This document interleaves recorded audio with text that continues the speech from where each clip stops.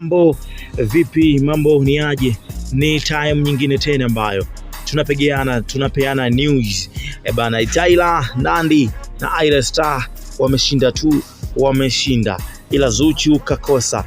Orodha ya wasanii wa kike walioshinda tuzo za Trace 2025, ambapo msanii Zuchu kutoka WCB Wasafi hajashinda tuzo yoyote. Haikuwa bahati yake. Tyla, msanii bora wa kike. Tyla, msanii kutoka South Africa Kusini, alijizolea umaarufu mkubwa huku usiku wa tuzo za Trace aliondoka kama msanii bora wa kike, akithibitisha umahiri wake katika muziki wa kizazi kipya. Tuzo hii inaonyesha jinsi muziki wa Afrika Kusini unavyokuwa na ushawishi mkubwa kwenye anga la muziki wa Afrika.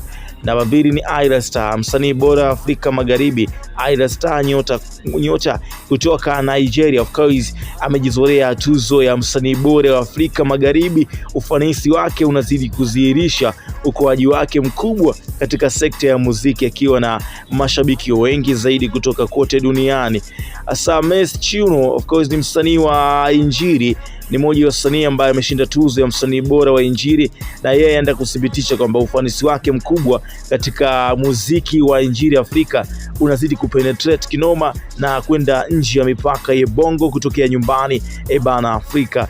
Ni Nandy, ni msanii kutoka Tanzania na star wa muziki kutoka 255 ameshinda tuzo ya msanii bora wa Tanzania, na hii ni uthibitisho wa mchango wake mkubwa katika tasnia ya muziki Tanzania na umaarufu katika Afrika Mashariki.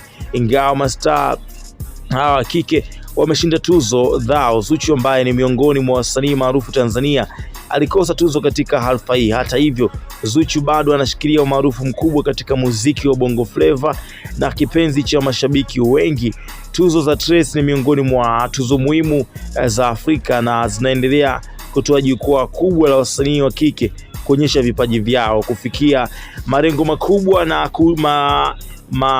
kufikia dreams zao ambazo wameziweka kwenye muziki. Keep enjoy.